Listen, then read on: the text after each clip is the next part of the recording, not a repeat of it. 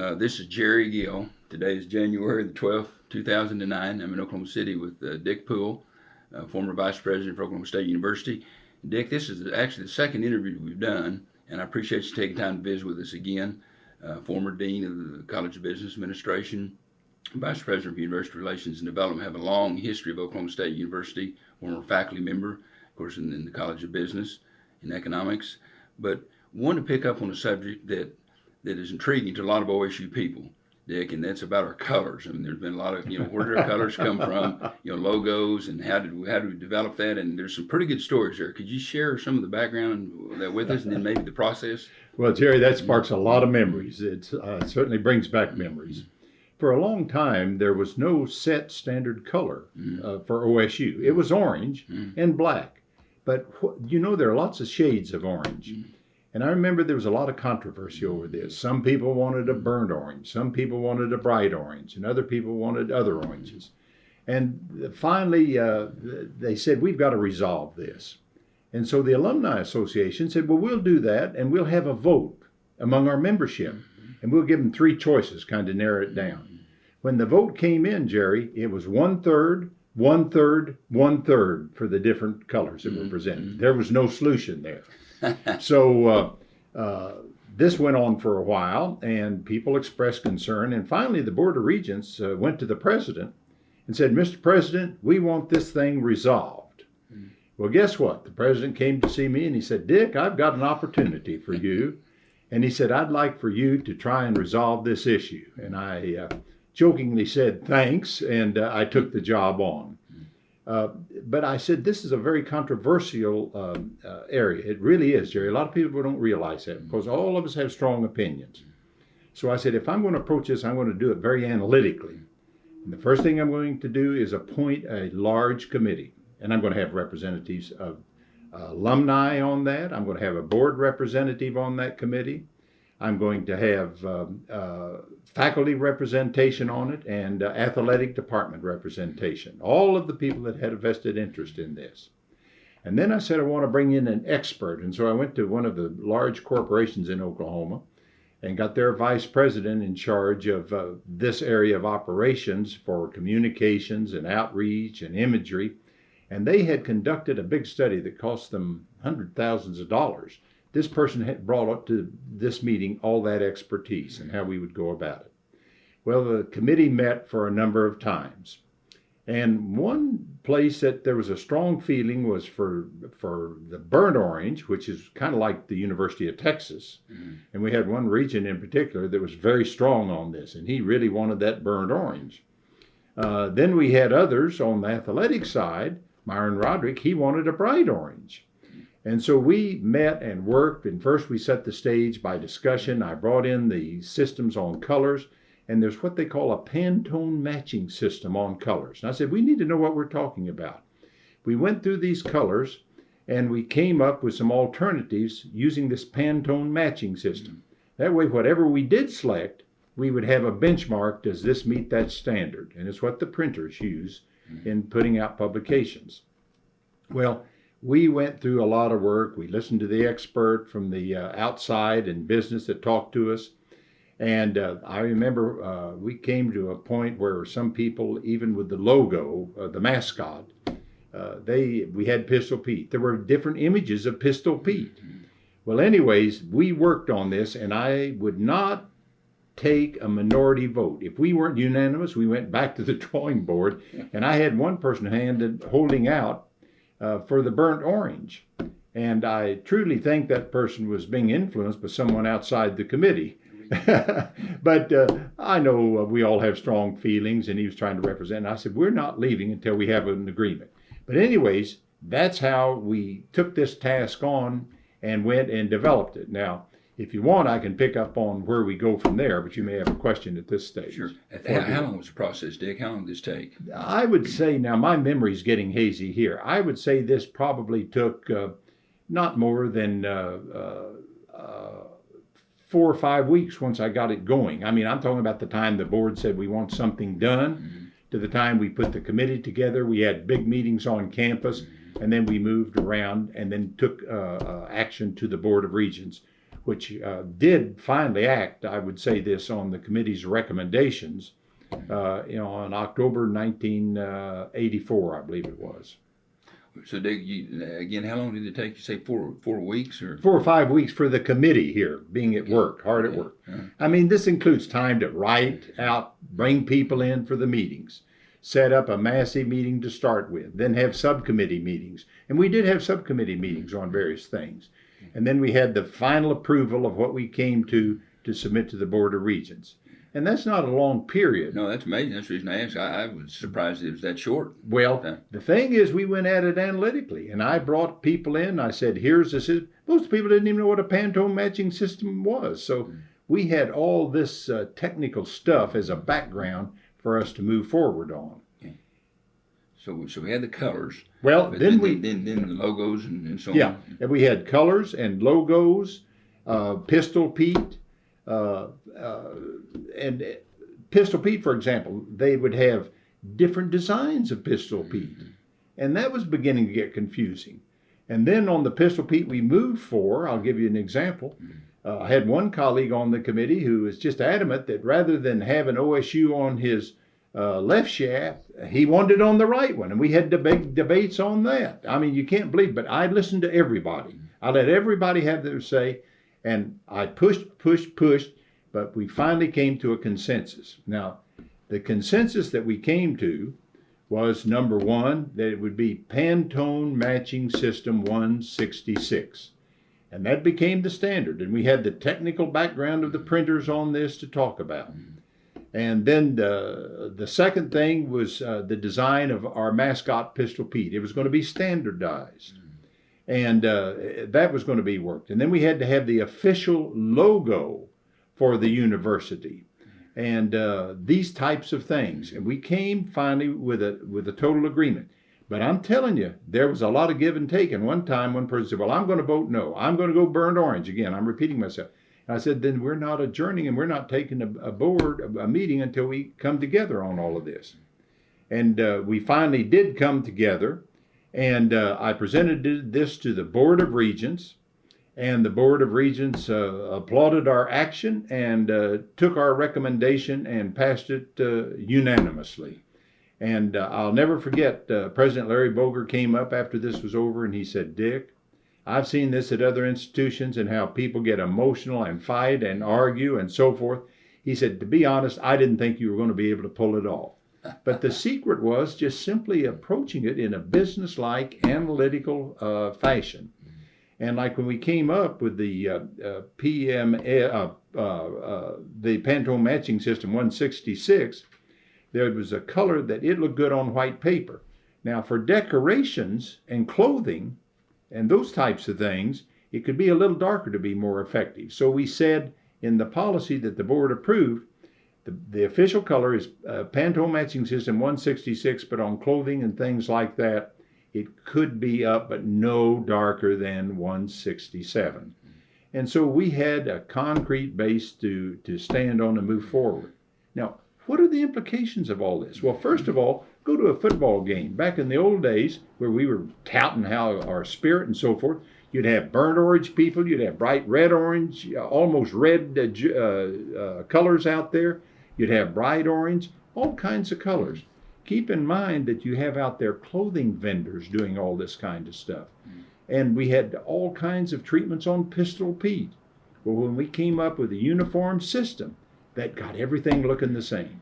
And you go to a football game today and you just see that bright orange that's standardized throughout the whole setup. And that's on the cheerleaders, when they have the orange, it's on the football team, whatever it may be. And we have that system. Now, why go to all this trouble in addition to just standardizing it and so forth? Well, there's just a lot of things. This led us to a program which we didn't have before of licensing. And so now that we had standard things like mascots and monograms and all of this, we got those licensed. That meant if we had uniform treatment for clothing sold on our behalf, or we wouldn't authorize it to be used. But it also started bringing in additional revenue to the institution. And then a side benefit as we worked on this, we got commended by the legislature because on our stationery we had all kinds of different things, and we extended this program to the stationery. And the legislature said, you know, we go to these institutions and everybody's got a dozen different colors, they've got a dozen different headings, and you standardize that, and that's saving taxpayers money.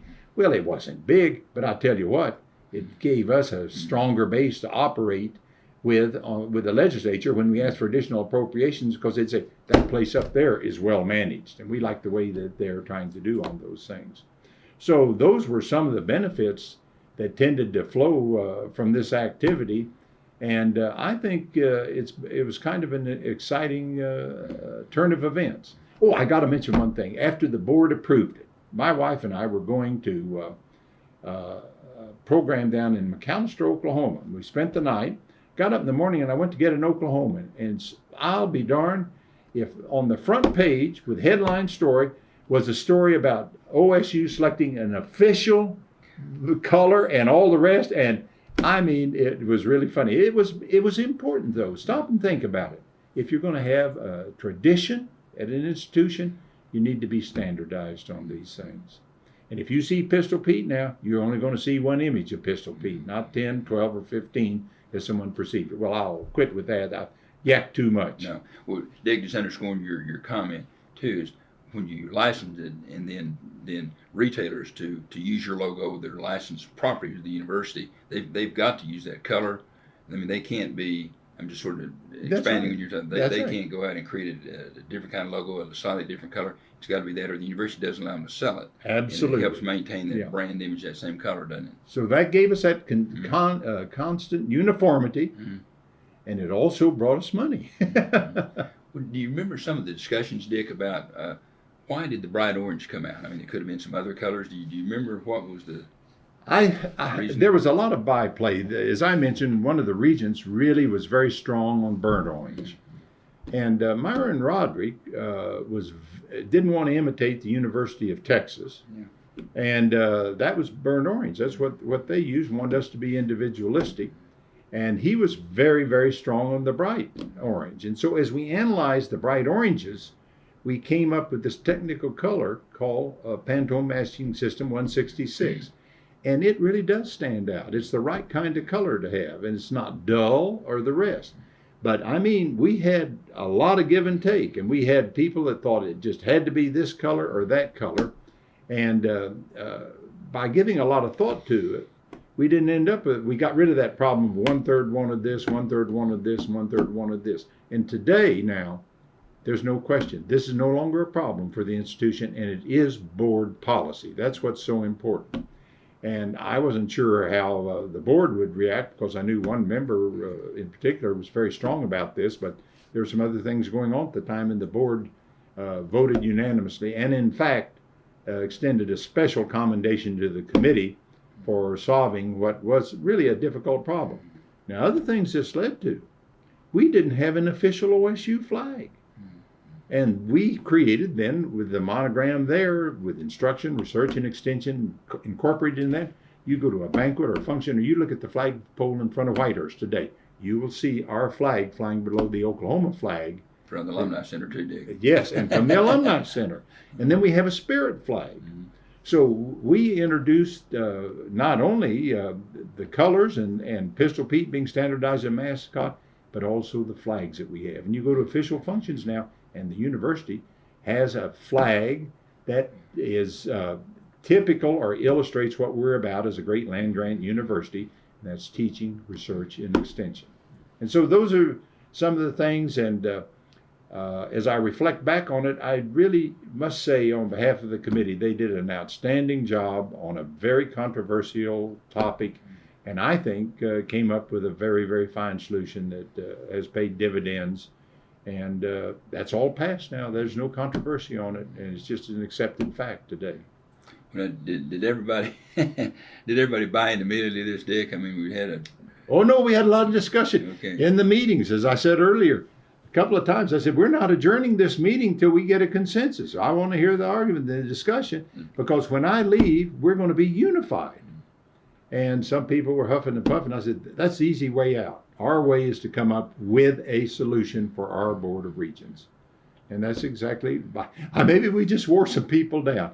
But I think in the final analysis, to be fair, if you analyzed it, if you showed any objectivity, the reasons that were presented for every piece of action were documented, and you couldn't help but come to a uniform conclusion. Dick, I got to ask you about the Dick Poole test with the cards. Can you share the background on this? Well, someone would come in and say, well, we were getting ready to do something, or they'd have a color or some program, and I passed out to everybody a copy of this Pantone matching system 166. And I would say, well, does it conform with this? And we'd lay that out there, and they'd look at it, and they'd say, well, yes or no. And I say, well, that's the color. And it did save a lot of embarrassment and saved us from creating future problems, because if someone made a mistake and ordered one color, they don't want to go back and reorder a band uniform. Meet that standard color. And you had behind you the force of the board. It was policy that this was the color we were going to use. But we did show you how we came analytically. Again, I'm repeating, we recognized that on white paper and white backgrounds was the perfect color. On some clothing, it enhanced it just to have it a little bit darker. And that's why they came up with the board policy of saying, after analyzing, talking about it, studying it, effect on fabric, we had a person on fabrics on our committee to talk about all of this kind of stuff, and dyes and the rest. And that's why we came up and said, on clothing and things like that, it can go up to a 167, but it can be no darker. And so that's how we dealt with that. And again, I think that little twist or tweaking shows you how the committee worked to analyze it and come up with an effective consensus. Well, I've got to share your story. Even after you'd retired in the Alumni Association, I kept cards. In fact, there's several of them available. I had several cards, and I gave them out to all my staff. So anytime a vendor would come visit with us about a program, or they'd show brochures and do, I'd say, well, let's see if it passes the Dick Poole test. And I'd set that card down and run it. If it didn't match it, I said, it didn't work. I'm sure there were many other people that did that as well. Yeah. But I remember the cards you had printed had the OSU, in white stock paper, but the OSU was that Pantone matching system 166, and boy, you put it down there, it didn't match. Just forget it. Yeah, that's great. Well, as I say, Jerry, and I just got to say, I watch TV a lot now, whether it's in Gallagher-Iba Arena or whether it's in the Boone Pickens Stadium, and I see that mass of bright orange out there, and man, it looks good. Well, the probably that was also a little bit of impetus for us to really push orange. When I think one of the things that come out of that, yes. and I credit our athletic director Terry Don Phillips that come in. He picked up on that, and he inherited his wife credit. Yeah. But I mean, that really then become, this is our orange, and we're going to push it. And used to, you may comment on this, Dick, but in addition to the orange, you'd see a lot of black or white or different. But now it's like this is our orange, and we wear it, isn't it? Mm-hmm. Yeah. And I think a lot of that momentum, come out of selecting this is the color and this is what we're going to push. And this made this particular activity an integral part in the final analysis of the Centennial Decade program that was at OSU. It just fit right in with all things we were trying to do to perfect, make this a greater institution and a more efficient institution and a more effective institution that has a great tradition. But this adds even to the ability to build on our wonderful tradition at Oklahoma State University.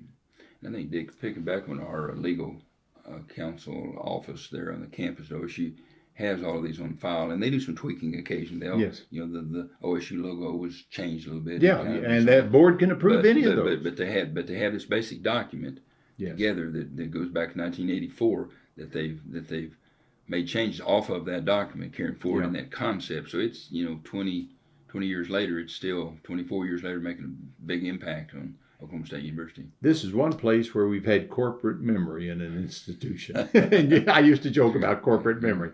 A lot of times we don't have it in institutions, but this is kind of held. The other thing, too, is I remember, Dick, before my years in the Alumni Association, I was in charge of athletic fundraising, and when football coaches, head coaches would come in, sometimes basketball, but particularly football coaches, they'd want to, maybe they might have their kind of variety of orange they want to push with their staff. And so whatever we saw the staff wearing out there in a game day, so then people would emulate. They'd want to wear that. And we had one that was from Texas, from a Texas school, not the University of Texas, but had the burnt orange, and so that kind of become Yeah. fashionable for a while. Yeah. So it was sort of the flavor of the week kind of thing. That's right. And but that since then, and whether coaching any sport, frankly, a president, whoever comes in, it's set. We're not bringing their color in. That was part of that also. Kept us Yep. together. Great. Dick, do you have any specific stories about the colors that afterwards that you picked up on conversation that you'd like to share with us? No, except I think I mentioned about seeing that on the headline once we passed it. And I found most people being very supportive of it. In fact, I think the effectiveness of it is I don't hear anybody fussing that much about, I want this color or that color. That doesn't even come up. It's now built into our fabric, and it exists. So. Yeah, I do recall some, squawking or this and that in at the time, back in yes. 1984. A bit, and I'm not saying in a negative way. I mean, there's still people that champion other colors. That's right. Was this necessary? Why would you do it? But I'll add on to what you said. It's just a non-issue now. Yeah, it took time. There were still people that had their prejudices after this was over, but we could say the committee recommended this. This is the solution, and the board said this is board policy. That puts it to rest. Sure. And so for a while, a few people may have felt their feelings were hurt because their vested view didn't get exercised. I'll put it that way. But nowadays, really, Jerry, it is a non-issue in my opinion. It is, and I remember some alumni saying, "Well, that's a little arbitrary." I mean, I can kind of wear what I want to wear, but they haven't heard any of that for years. No. It's just. Like I said, I agree. It's a non-issue, and everybody knows what orange to wear, then what Pistol Pete's supposed to look like, and they accept it now. But certainly, in the early stages, even though we did this very systematically, there were people that still had their vested interest, but that passed with a little bit of time. Right. We appreciate your work on that, Dick, and thank you for explanation, because I think this is something that people want to look back on and understand how we settled on our colors and our logos. And could I add one other thing about history? Absolutely. We have a wonderful alma mater song. And a guy by the name of Bob McCullough wrote that song, and he passed away this past year. And I've often thought about that, and I think a lot of people forget who wrote that song of our alma mater, which to me is very moving. I really love that song. It just made me think of Bob McCullough, and doggone it, I just wish we could have gotten to him before he passed away. But he wrote that, and he had worked towards the end of his career. He was in public information, and then he worked as assistant to the president towards the end of his career. And most people are unaware of who the author of that song is, and sometime maybe on a program why they can put down there at the bottom, originator Bob McCullough or something. But anyways, I didn't mean to get off on that. You didn't ask me. But we have a great tradition at OSU, and sometimes it's nice to thank those who helped create that tradition. Thanks, Dick. Appreciate it. You betcha.